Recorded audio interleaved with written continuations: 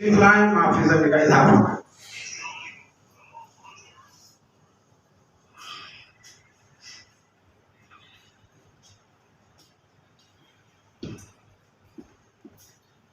Stage पे तशरीफ फरमा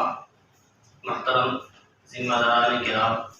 और मुअज़्ज़ज़ सामईन, अस्सलामु अलैकुम वरहमतुल्लाहि व बरकातुहू। क़ाल नबी सल्लल्लाहु अलैहि वसल्लम अल खल्क़ु अयानुल्लाह व अहब्बुल खल्क़ि इलल्लाहि मन अहसना इला अयानी। अल्लाह तबारक व तआला ने इस दुनिया को आबाद करने के लिए मुख्तलिफ रंगो नस्ल, मुख्तलिफ इलाके और मुख्तलिफ किस्म के मिजाज के रखने वाले इंसानों से इस दुनिया को आबाद किया। जब ये बसने वाले मुख्तलिफ मिजाज के हैं, इनकी सोच की घड़ियाँ अलग हैं, इनके सोचने का तरीका अलग है और रहने का 24 घंटे जिंदगी गुजारने के तरीके और मुख्तलिफ होते जाएंगे। अब ऐसे वक्त में आपसी जहन का एक दूसरे से न मिलना ये बिल्कुल यकीनी और सही बात है। जब ऐसे हालात पैदा हो जाते हैं कि जहनी हम आहंगी ना हो सके, तो ऐसे वक्त में एक ऐसे कानून की, एक ऐसे उसूल की, एक ऐसे निज़ाम हयात की ज़रूरत पड़ती है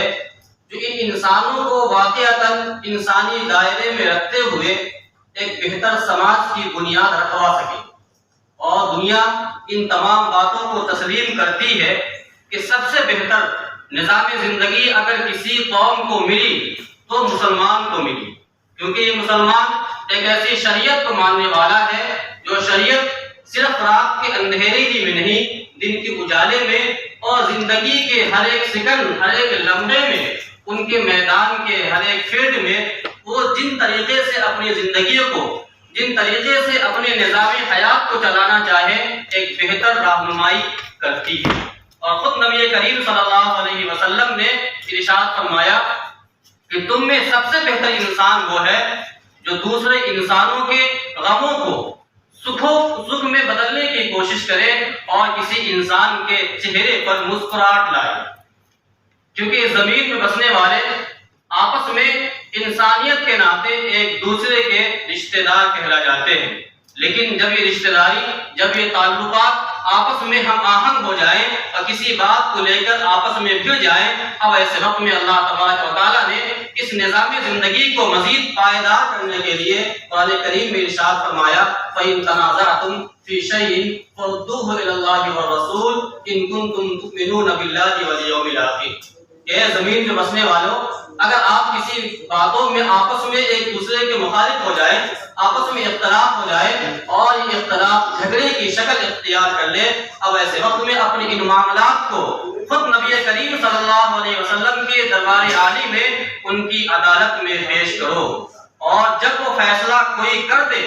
तो ऐसे वक्त में आपका उन पे ईमान लाना, आमन्ना व सद्दक़ना कहना आपके ईमान का अटूट हिस्सा है। लेकिन ये उस वक्त है इन कुंतुम तु'मिनूना बिल्लाहि वल यौमिल आखिर, जब आप कुरान करीम की इन आयतों पे और यौम आखिरत पे ईमान रखते हैं। अल्लाह तबारक व तआला ने इस दुनिया को आबाद करने के बाद